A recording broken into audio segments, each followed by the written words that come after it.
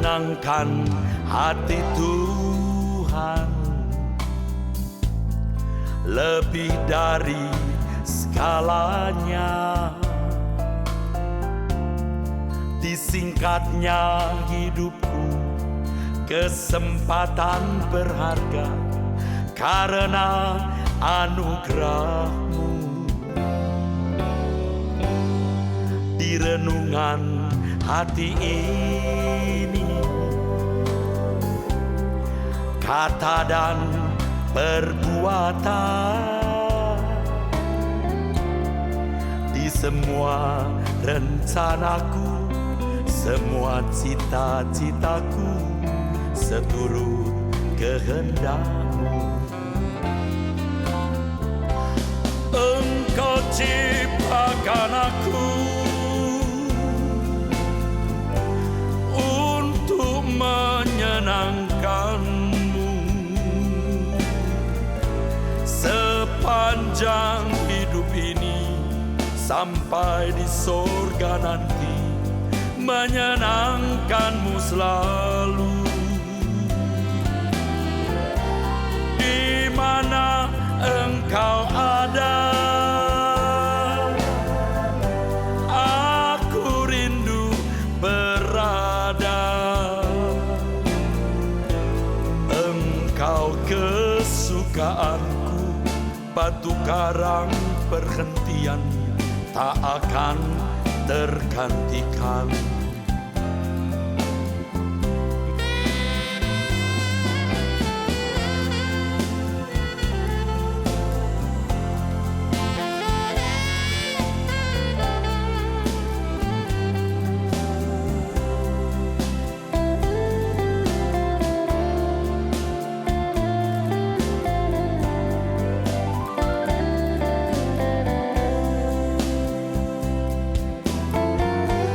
Menyenangkan hati Tuhan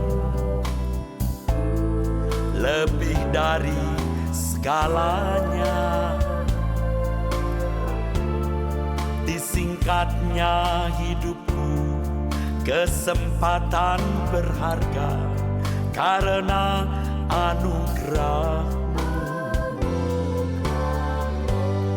Di renungan hati ini, kata dan perbuatan,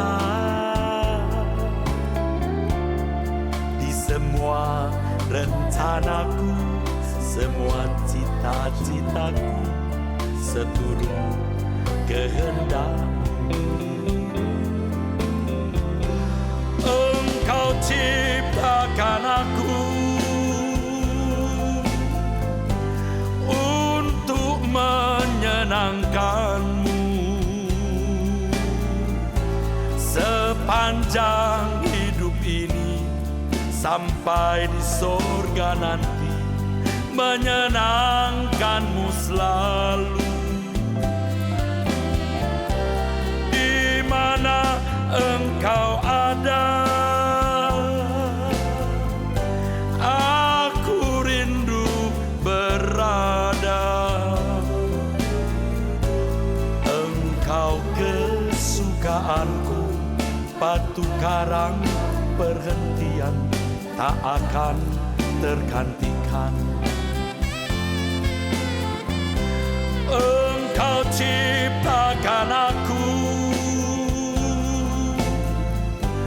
untuk menyenangkan-Mu. Sepanjang hidup ini sampai di sorga nanti, menyenangkan-Mu selalu. Di mana Engkau ada, aku rindu berada. Engkau kesukaanku, batu karang perhentian tak akan tergantikan.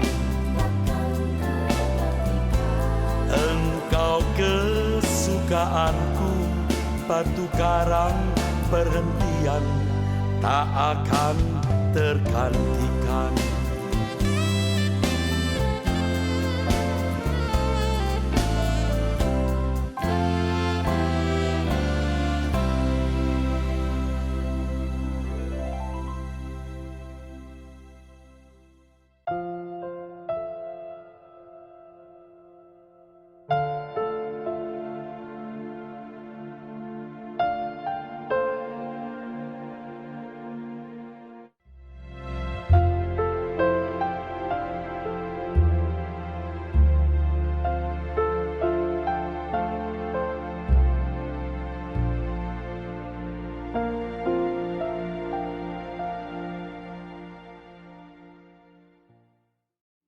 Mari kita bersama-sama membuka Alkitab kita.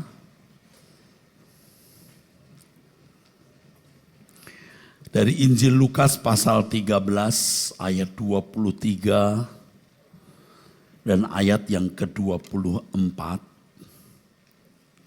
Melengkapi apa yang telah kita pelajari di pertemuan minggu lalu, saudara. Lukas 13 ayat yang ke-23. Dan ada seorang yang berkata kepadanya, Tuhan, sedikit sajakah orang yang diselamatkan? Jawab Yesus kepada orang-orang di situ, berjuanglah untuk masuk melalui pintu yang sesak itu. Sebab aku berkata kepadamu, banyak orang akan berusaha untuk masuk, tetapi tidak akan dapat. Saudaraku sekalian, percakapan ini terjadi setelah Tuhan Yesus berbicara mengenai kerajaan Allah. Orang ini menangkap sesuatu, yaitu masuk kerajaan Allah bukan sesuatu yang mudah. Dari pertanyaan ini nampak kegentarannya terhadap realitas kuota atau jumlah orang yang diselamatkan. Tuhan, sedikit sajakah orang yang diselamatkan? Ini lumayan baik, saudara. Masih mempersoalkan berapa banyak orang yang masuk kerajaan Allah. Banyak orang tidak memperkarakan berapa orang yang akan masuk kerajaan Allah. Dan tragisnya tidak pernah mempersoalkan apakah dirinya pantas atau tidak masuk kerajaan Allah. Jadi pertanyaan ini berbicara sekitar apakah sedikit orang yang bisa masuk kerajaan Allah atau kerajaan surga. Tuhan Yesus menjawab, berjuanglah untuk masuk melalui pintu sesak itu. Kata pintu sebenarnya lebih tepat diterjemahkan pintu gerbang, gate. Walaupun Tuhan tidak menghendaki seorang pun binasa, walaupun Tuhan tidak menghendaki seorang pun masuk neraka, tetapi Tuhan tidak membuat jalan masuk ke dalam kerajaan Allah itu mudah.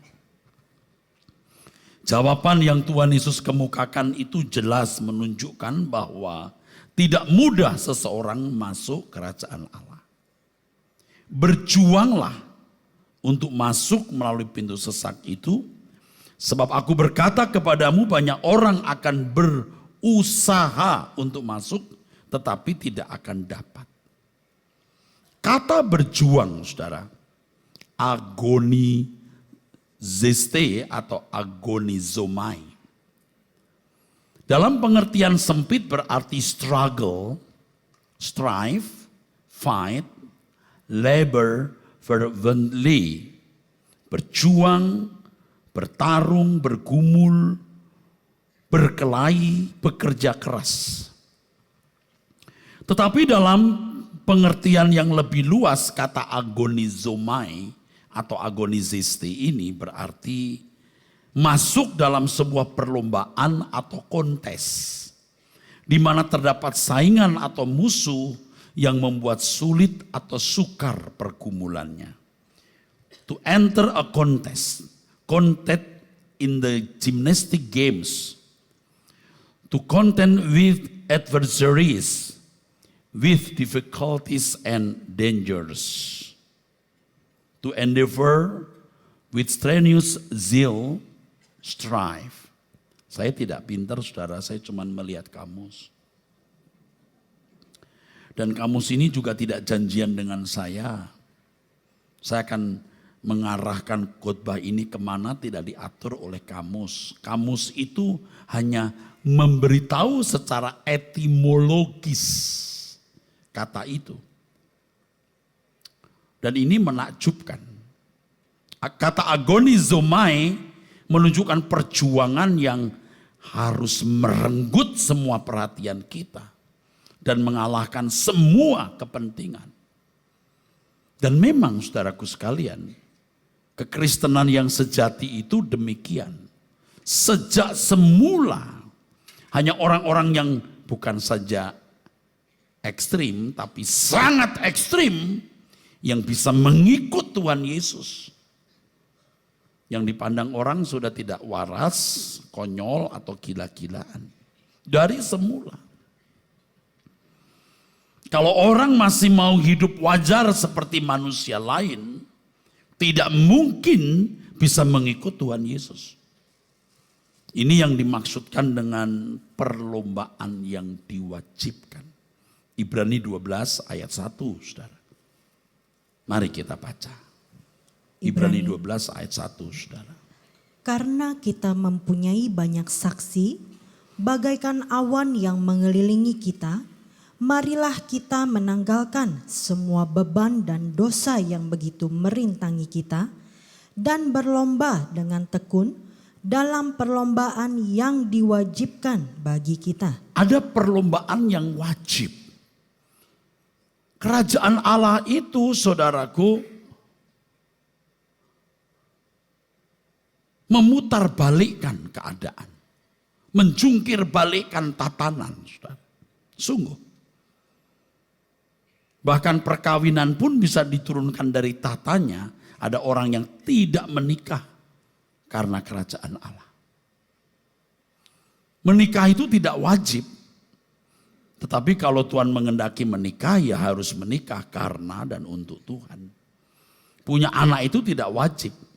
Tapi kalau punya anak harus dipersembahkan untuk menghuni kerajaan surga. Dan selama hidup di dunia harus dimaksimalkan semua potensinya untuk kepentingan kerajaan Allah. Memiliki rumah itu tidak wajib, saudara. Apapun tidak wajib. Yang wajib ini perlombaan yang dimaksudkan Alkitab ini. Yang dalam bahasa Yunani kata perlombaan di sini agon. The place of contest. Tempat untuk kontes. Tapi agon juga bisa berarti a battle, peperangan. Segala sesuatu menjadi tidak penting demi kerajaan Allah ini.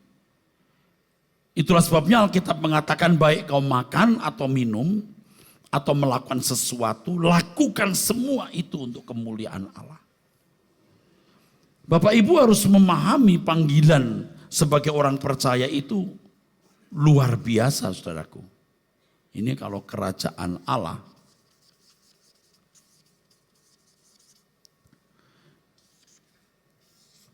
Ini ada anggota keluarga.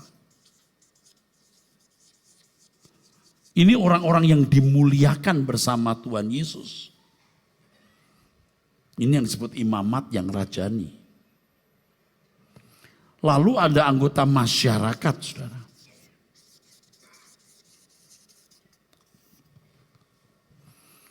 Proyeksi kita sebagai umat pilihan itu menjadi anggota keluarga. Maka harus memiliki keberadaan seperti Tuhan Yesus. Manusia itu baik kalau bisa dibuat baik. Lingkungan baik, pendidikan baik. Maka ada monster baik, ada monster jahat. Tapi sebagai umat pilihan kita tidak boleh punya monster. Monster baik kah apalagi jahat. Sebab untuk anggota keluarga kerajaan harus sampai level hidupku bukan aku lagi tapi Kristus yang hidup di dalam aku. Ini mustahil, saudara. Tapi yang mustahil bagi manusia tidak mustahil bagi Allah. Kita positioningnya di sini, saudara. Bicara begini tidak mudah karena semua orang kan menyoroti hidup saya. Tetapi saya ingat bahwa kesempatan hidup saya sekali. Singkat dan tidak tahu kapan berakhir. Saya memilih ini. Nekat saja, saudara. Kembali ke Lukas pasal yang ke-13 ayat 24, saudara. Jawab Yesus kepada orang-orang di situ, "Berjuanglah untuk masuk melalui pintu yang sesak itu, sebab aku berkata kepadamu, banyak orang akan berusaha untuk masuk, tetapi tidak akan dapat." Berusaha tidak sama dengan berjuang. Kalau berjuang tadi, kita menemukan kata agonizeste atau agonizomai. Tetapi untuk berusaha di sini, sete sausin dari kata zitio. Zitio, yang artinya desire, merindukan. Tetapi kata zitio dalam pengertian luas berarti to seek in order to find. Mencari sesuatu untuk mendapat. Tuhan Yesus menunjukkan bahwa untuk masuk kerajaan Allah dalam konteks hidup umat perjanjian baru, tidak cukup dengan merindukan. Tidak cukup dengan mengharapkan. Bahkan tidak cukup dengan mencari dengan kadar tanpa perjuangan. Bapak Ibu, semua ini kan tidak mau masuk neraka, merindukan masuk surga. Mencari Tuhan, betul. Tetapi apakah kita ini memiliki perjuangan? Tidak ada orang yang merindukan neraka. Tentu semua kita berusaha untuk dapat menghindari neraka dengan mencari kerajaan Allah. Tetapi kadar pencariannya, apakah sudah sampai tingkat berjuang? Dalam kehidupan orang Kristen, orang yang pergi ke gereja, mengambil bagian dalam kegiatan pelayanan sebagai aktivis, bahkan menjadi rohaniwan seperti saya atau pendeta, belum tentu sudah berkategori berjuang. Tidak sedikit orang ke gereja hanya untuk kepentingan hidup di bumi. Aktivis ya karena empati simpati dengan kegiatan gereja. Atau menjadi pendeta dengan 1001 motivasi. Yang penting perjuangan di sini, saudara. Nah, perjuangan apakah itu? Nanti kita akan melihat. Pertanyaan penting terkait dengan hal ini adalah, mengapa masuk ke dalam kerajaan Allah sukar? Mengapa Tuhan tidak mempermudah? Nah, di sini kita menemukan tatanan Tuhan. Justru Allah yang benar itu Allah yang punya tatanan. Surga yang benar itu adalah surga yang tidak sembarangan orang bisa masuk. Nah, untuk itu kita baca ayat 25 sekarang. Jika tuan rumah telah bangkit dan telah menutup pintu, kamu akan berdiri di luar dan mengetok-ngetok pintu sambil berkata. Jadi possibility masuk neraka itu selalu ada. Anda harus pertimbangkan itu. Jangan dinabobokkan dengan satu pengertian seakan-akan ke surga itu mudah. Seakan-akan kalau Tuhan Yesus sudah mati di kayu salib itu otomatis orang Kristen masuk surga. Itu jahat, menyesatkan. Possibility masuk neraka sama besarnya dengan possibility masuk surga. Allah itu adil. Bukan tidak mungkin Anda termasuk orang yang berdiri di luar pintu ini loh. Pikirkan itu. Saya bukan menakut-nakuti, saya bukan mengancam. Saya mengajak kita berpikir logis, jujur, fair. Ulangi ayat 25. Jika tuan rumah telah bangkit dan telah menutup pintu, kamu akan berdiri di luar dan mengetok-ngetok pintu sambil berkata, "Tuan, bukakanlah kami pintu." Dan ia akan menjawab dan berkata kepadamu, "Aku tidak tahu dari mana kamu datang." Aku tidak tahu dari mana kamu datang. Kalau bahasa Indonesia ini dipahami secara dangkal ya, ini bahasa dangkal. dari mana kamu datang. Tapi dalam teks aslinya ada kata poten. Ini menunjuk condition. Aku tidak tahu kondisi macam ini dari mana. Itu maksudnya. Not just, bukannya berarti from where, dari mana. Tapi juga from which, from what source. Ini kondisi apa? Sumbernya dari mana? Jadi jangan berkeyakinan Kristen itu pasti masuk surga. Yang penting batinia saudara loh. Sikap batiniamu ini. Apa yang mewarnai jiwamu? Hanya beragama tidak menjamin masuk surga. Dalam konteks ini saya sedang bicara dalam lingkungan Kristen. Jangan merasa sudah jadi Kristen Anda pasti masuk surga loh saudara. Possibility masuk neraka ada dan selalu ada. Kecuali kita sampai pada tingkat di mana kita tidak mungkin lagi murtad. Ayo kita sadar saudara. Terus? Maka kamu akan berkata, kami telah makan dan minum di hadapanmu, dan engkau telah mengajar di jalan-jalan kota kami. Saya bisa menghayati perkataan Tuhan ini sekarang saudara, baru sekarang. Saya bersama-sama dengan banyak orang di sekitar saya. Saya kadang-kadang menemukan kelas atau level orang-orang ini ada yang tidak layak menjadi anggota keluarga kerajaan. Cuman saya tidak bisa ngomong. Ini kok begini kelasnya ya.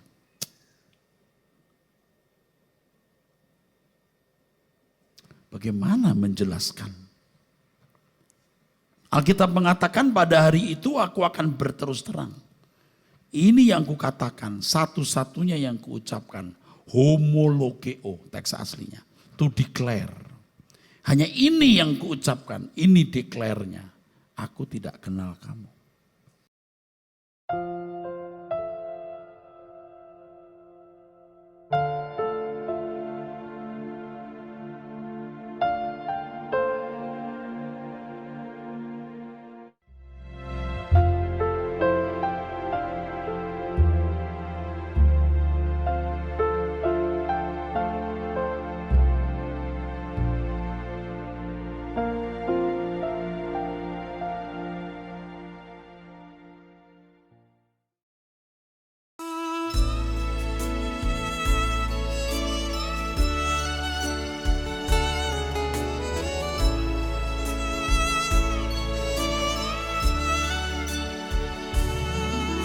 Bukanlah sebuah kemungkinan, tapi dalam dekat kepastian. Ada saat detak jantungku, detak jantungmu tiada berirama, tarikan nafas pun tak terhela. Kelopak mata redup terpejam, sudahi kelana kehidupan. Tubuh menjadi dingin, kaku tidak bernyawa, sukma pun terhempas masuk lorong yang tiada batas. Perkarakan dirimu, kemana engkau pulang? Mungkinkah ke padang gersang tak bertepi? Di sana tiada mentari dan tiada lagi bintang, dalam jurang gelap kengerian. Yang aku tahu pasti, kemana aku pulang. Di hamparan padang hijau tak bertepi. Tuhanlah matahariku di negeri indah Bapakku. Kesana kami pulang bersama.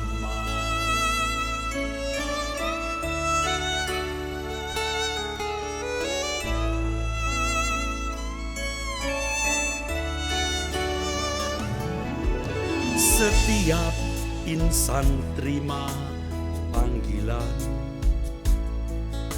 hari ini atau esok lusa.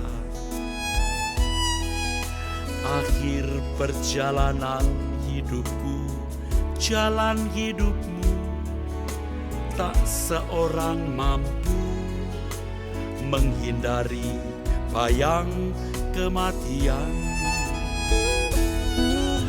Wahai kamu yang sedang bersuka dalam kewajaran anak dunia, nikmati kekayaan fana dengan cemawa.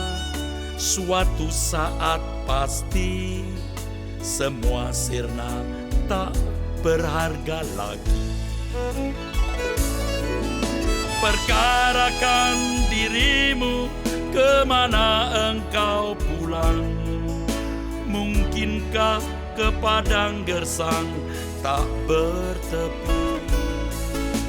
Di sana tiada mentari dan tiada lagi bintang, dalam jurang gelap kengerian.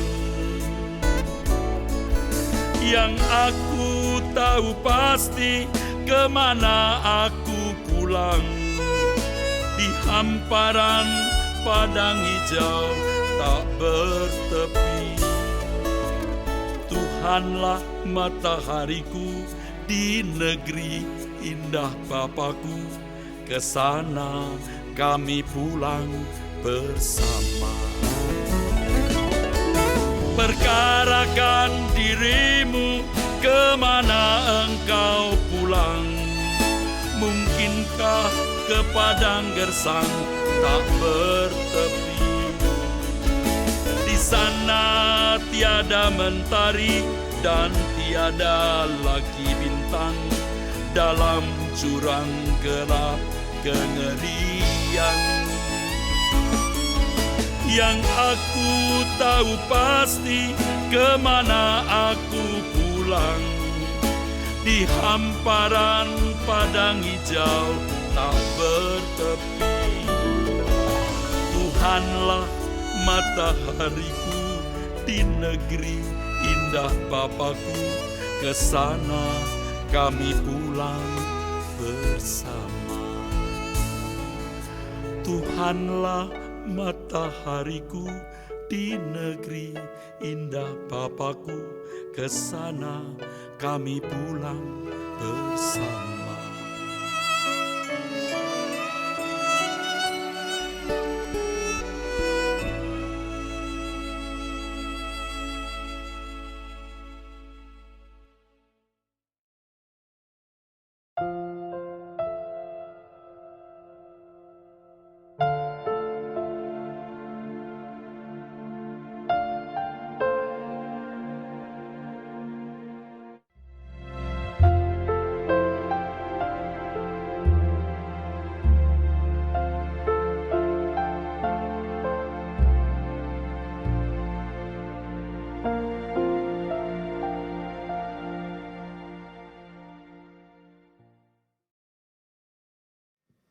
Tuhan tidak memaksakan kebenaran.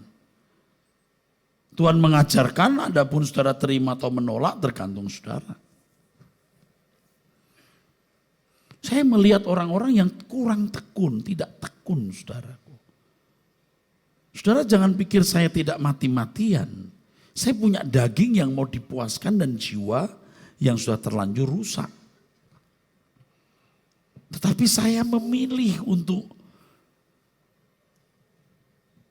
mencapai standar yang Allah kehendaki. Itu sulit sekali.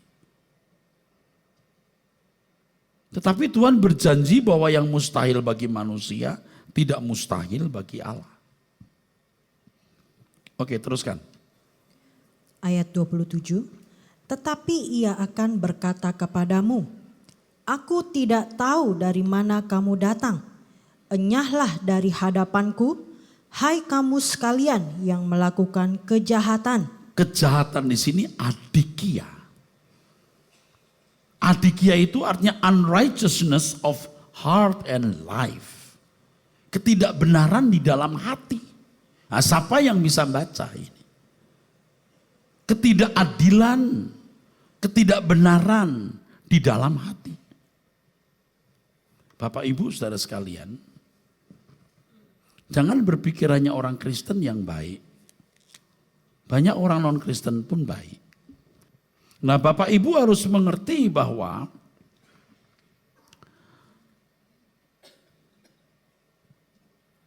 kebenaran di dalam hati juga dimiliki orang-orang di luar Kristen.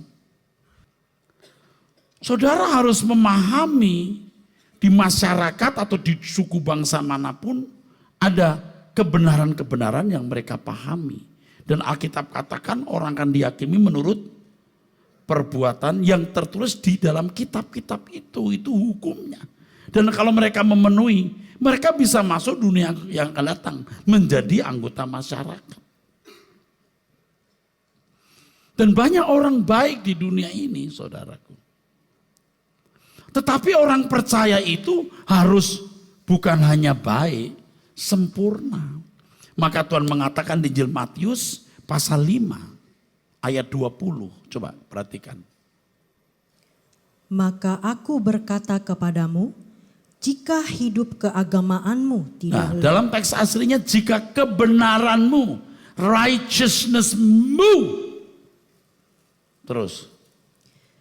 Jika hidup keagamaanmu tidak lebih benar daripada hidup keagamaan ahli-ahli Taurat dan orang-orang Farisi, sesungguhnya kamu tidak akan masuk ke dalam kerajaan sorga. Nah, kita masuk ini must be perfect. Tidak bercacat dari apa yang kau ucapkan. Tidak bercacat dari apa yang kau pikirkan. Tidak bercacat dari apa yang kau lakukan. Ini jauh dari kelas masyarakat. Kalau kelas masyarakat saja saudara-saudara tidak benar, ya jangan harap saudara masuk surga. Jangan pandang Tuhan itu murahan, saudaraku. Jadi kalau di sini ada yang masih mencuri uang perusahaan, masih selingkuh, Anda percuma ke gereja, kasar terhadap pasangan hidup. Saudara jangan pikir saya tidak punya kesempatan melakukan hal-hal itu. Saya juga punya kesempatan dan banyak kesempatan untuk itu. Tapi saya mau memilih Tuhan.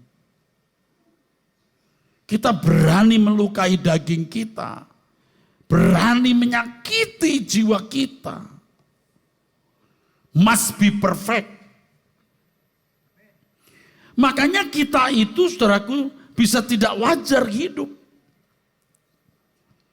Seluruh perhatian kita harus pada penggenapan rencana Allah. Bagaimana berkarakter Bapak di surga. Kalau saudara membaca Alkitab, Kejadian pasal 6, pasal 1 ayat 26 maksudnya. Mari kita lihat. Kejadian 1 ayat yang ke-26, berfirmanlah Allah, baiklah kita menjadikan manusia menurut gambar dan menurut gambar, terus dan rupa kita. Dan rupa kita. Ini kan baru program. Gambar dan rupa ini sebenarnya baru program, baru rancangan. Dulu kan kalau kita dengar ya Allah menciptakan kita menurut gambar dan rupa Allah. Itu rancangan. Menurut gambar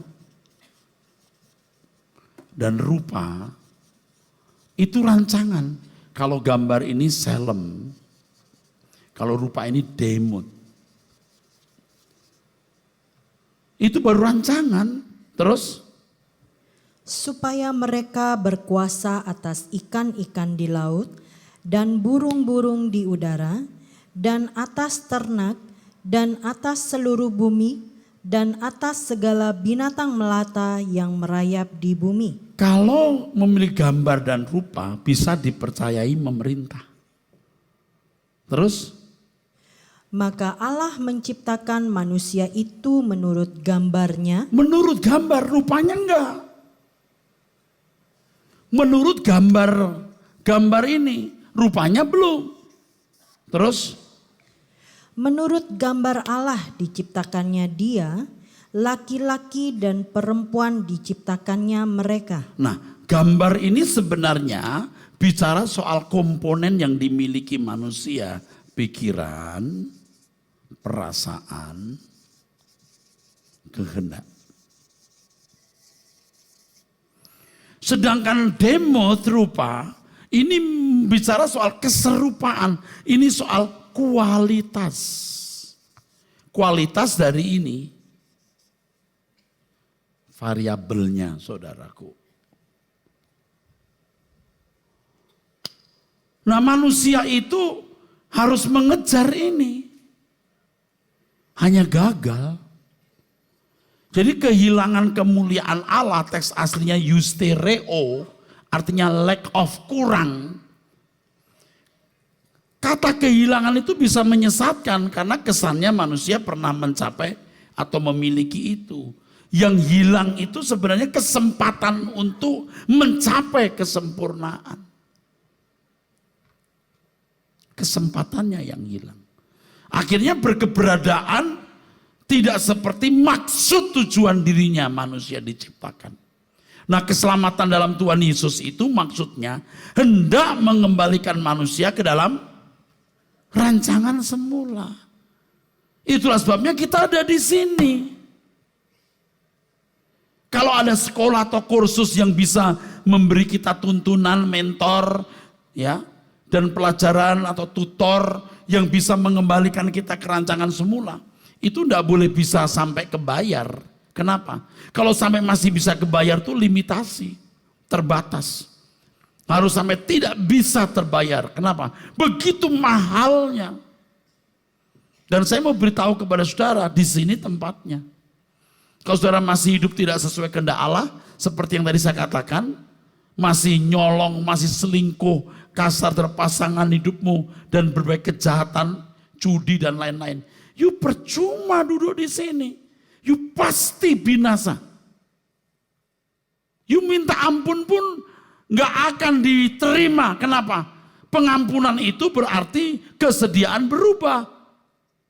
Kalau soal dosa-dosamu, Allah sudah mengampuni di kayu salib. Kalau sudah minta ampun berarti engkau minta ampun atas keberadaanmu yang belum seperti yang Allah kehendaki. Dan kesediaan minta ampun itu kesediaan diubah. Jadi kalau cuma Tuhan ampuni dosaku, apa? Judi. Lalu kau judi lagi. Menghina Tuhan. Jangan anggap remeh Tuhan. Binasa saudara. Kalau kita minta ampun itu bukan hanya dosa itu sendiri. Tuhan ampuni aku sudah berzina. Bukan hanya zina. Tapi potensi zinahmu yang harus dibunuh. Dimatikan. Tidak gampang itu. Potensi kebencian. Potensi kemarahan. Potensi ketidakjujuran. Harus dirubah supaya kualitasnya. Kualitas pikiran, perasaan, kehendak ini seperti gambar dan rupa Allah. Oleh sebab itu agama itu saudaraku memang memperbaiki pikiran, perasaan dan kehendak. Ibarat monster menciptakan monster yang baik. Monster yang baik itu bukan namanya monster, maaf ya saya menggunakan kata itu. Bukan berarti masuk neraka tapi menjadi anggota masyarakat. Kalau kita nggak boleh punya monster, monster baik kayak jahat apalagi nggak boleh. Yesus yang tinggal dalam aku. Beda sekali. Maka kebenaran Allah itu harus merubah kita. Sampai kita memiliki pikiran perasaan Kristus dan berkata hidupku bukan aku lagi tapi Kristus yang hidup di dalam aku. Ini positioning kita saudara. Jadi saudara kalau mau jadi Kristen harus membuat yang lain menjadi tidak berarti.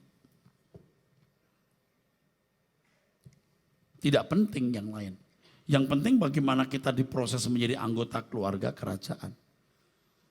Dan orang yang menjadi anggota keluarga kerajaan nanti cirinya selain hidup tidak bercacat, dia akan membela Tuhan tanpa batas. Dia akan merindukan kerajaan Bapa, dia rindu pulang. Dia sadar dunia ini bukan rumahnya, itu ada penghayatan. Oke, boleh tepuk tangan saya.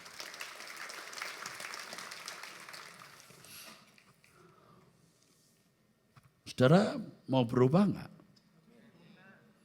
Bukan hanya jadi baik loh, sempurna. Tidak bercacat, tidak bercelah. Ya saya ngomong begini juga orang, ala lu gimana? Ya nanti kita lihat di dalam kerajaan surga. Jangan debat, jangan bela diri. Dulu saya suka bela diri, malah salah. Nggak usah. Diam. You bela diri, you masih bisa lakukan dosa. Tapi kalau diam, kita membawa perkara ini kepada Tuhan. Harus.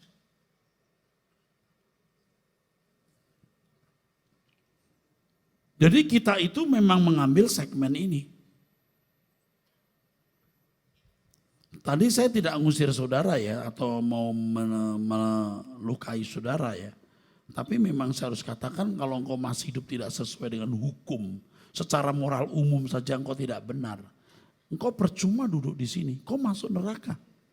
Saya sudah minta ampun Pak. Kau minta ampun malah melecehkan Tuhan. Kamu bersembunyi di balik permintaan ampunmu untuk memuaskan dagingmu, itu lebih jahat saudara. Kita punya kesempatan hidup hanya sekali saudara. Dan tidak pernah terulang. Ayo kita sungguh-sungguh saudara. Memang aneh juga sih pengajaran seperti ini. Dan jika seseorang sungguh-sungguh belajar untuk hidup dalam kebenaran, kesucian, kesempurnaan, dan all out bagi Tuhan, dia baru bisa menghayati kasih Allah. Baru bisa. Kasih Allah bukan karena sekedar bisa memberikan kita rezeki bagus. Bukan sekedar karena anak-anak kita sehat. Tetapi kemuliaan yang Allah sediakan bagi kita di kerajaannya. Kita menjadi anggota keluarga kerajaan.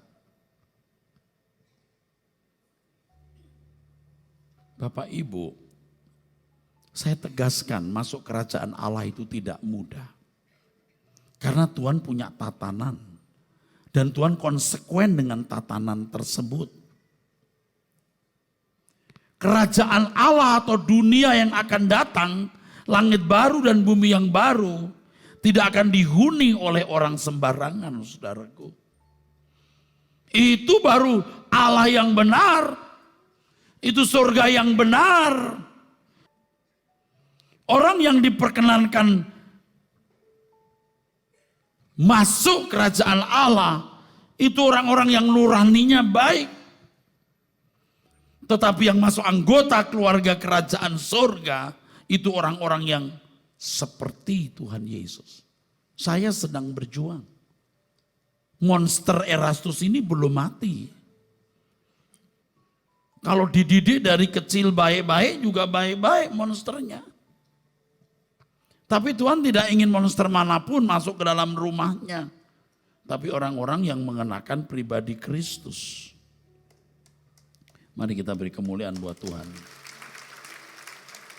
Kalau ada agama atau kelompok Kristen yang mengajarkan bahwa masuk surga dikesankan mudah, maka Allah yang diajarkan, Allah yang diperkenalkan adalah Allah palsu. Tidak sedikit ajaran yang mengesankan atau secara langsung mengajarkan bahwa keselamatan itu mudah. Nah, banyak orang Kristen yang merasa asal memiliki keyakinan dalam pikiran atau nalarnya Yesus juru selamat sudah selamat. Apalagi kalau sudah bicara soal bahwa Allah menentukan selamat yang lain tidak. Dan orang yang mengatakan itu merasa dirinya ditentukan. Selamat itu apa? yang bagaimana. Jangan bodoh, jangan dangkal. Tuhan selalu menuntut tanggung jawab. Karena manusia bukan makhluk boneka.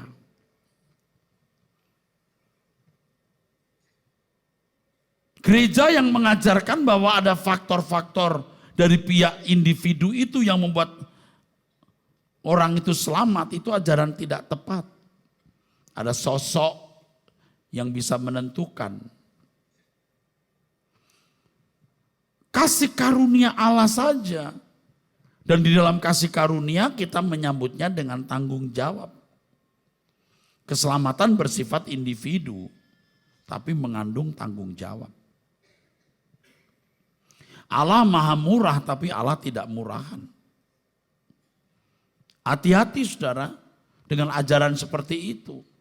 Yang penting ke gereja, memberi persembahan, udah masuk surga. Itu salah. Salah.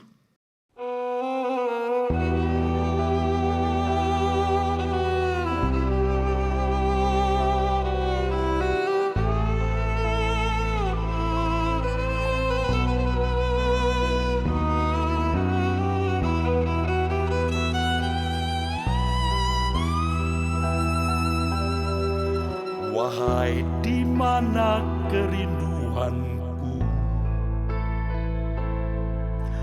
ku kan dapat memandang wajahmu. Karena salahku, ku lukai hatimu, tak lagi ku rasakan hadirmu. Telah ku buka jendela jiwaku untuk banyak kekasih yang lain. Ku tidak setia, ku khianati cintamu. Betapa kejam perasaanku. Kini ku sadari kesalahanku. Ku mau pulang kembali. Lama ku tak setia, Engkau tetap setia. Bapa, terimalah diriku. Ku kan akhiri sisa hidupku hanya untuk mengabdi padamu.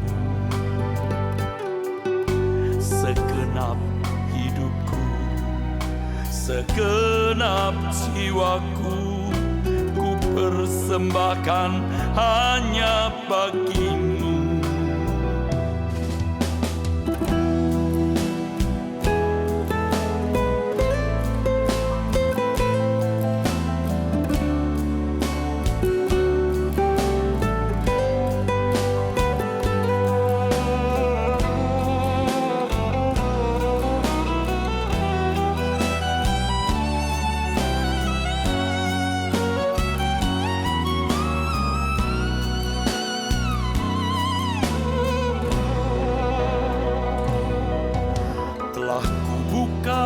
Jendela jiwaku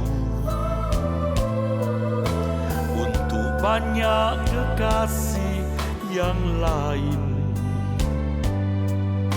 Ku tidak setia, ku khianati cintamu. Betapa kejam perasaanku. Kini ku sadari kesalahanku, ku mau pulang kembali. Lama ku tak setia, Engkau tetap setia. Bapa, terimalah diriku. Ku kan akhiri sisa hidupku hanya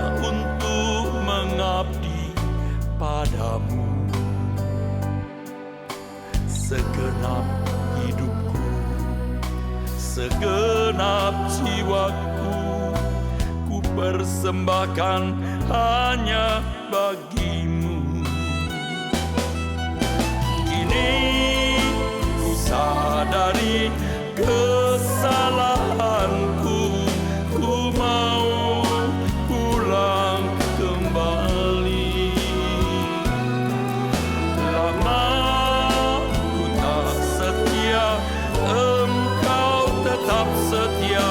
Bapa, terimalah diriku. Ku kan akhiri sisa hidupku hanya untuk mengabdi padamu. Segenap hidupku, segenap jiwaku, ku persembahkan hanya bagimu. Segenap hidupku, segenap jiwaku, ku persembahkan hanya bagimu.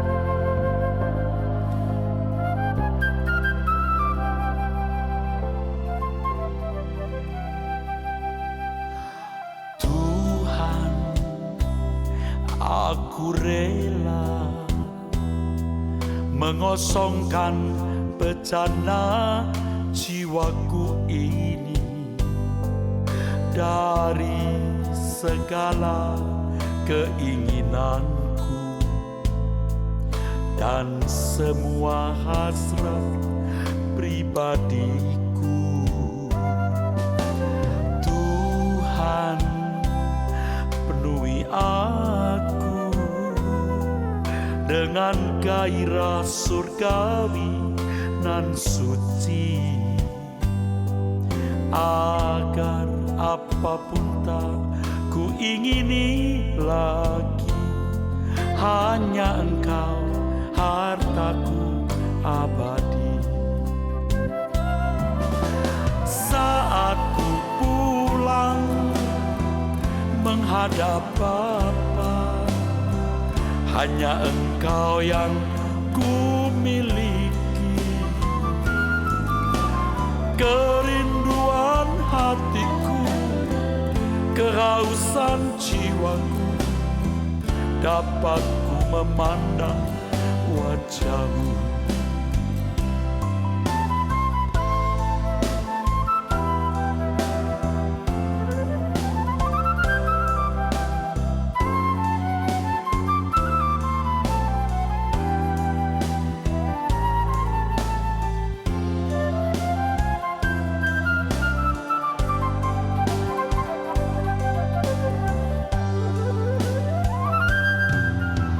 Tuhan, aku rela mengosongkan bejana jiwaku ini dari segala keinginanku dan semua hasrat pribadiku. Tuhan, penuhi aku dengan gairah surgawi nan suci, agar apapun tak ku ingini lagi, hanya Engkau hartaku abadi. Saat ku pulang menghadap Bapa, hanya Engkau yang ku miliki. Kerinduan kehausan jiwaku, dapat ku memandang wajah-Mu. Saat ku pulang menghadap Bapa, hanya Engkau yang ku miliki. Kerinduan hatiku, kehausan jiwaku, dapat ku memandang wajah-Mu. Kerinduan hatiku, kehausan jiwaku, dapat ku memandang wajah-Mu.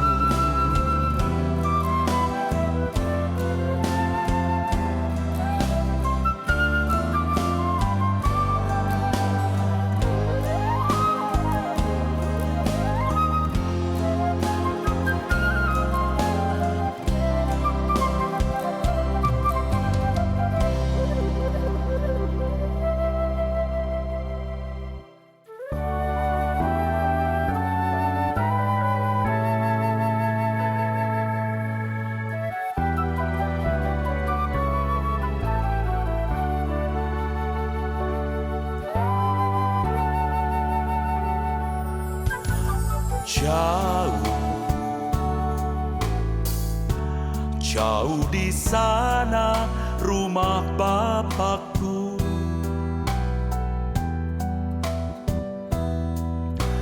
indah di belakang langit biru.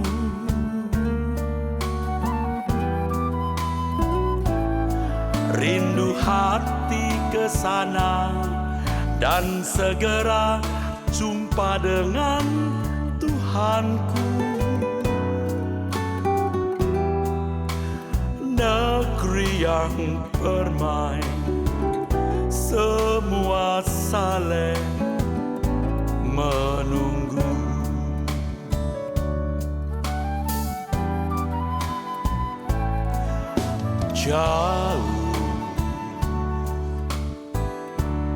Jauh di sana rumah Bapakku,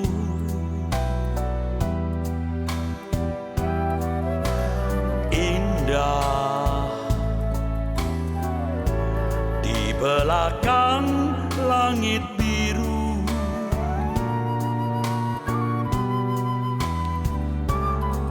Rindu hati ke sana dan segera jumpa dengan Tuhanku. Negeri yang permai, semua saling menunggu.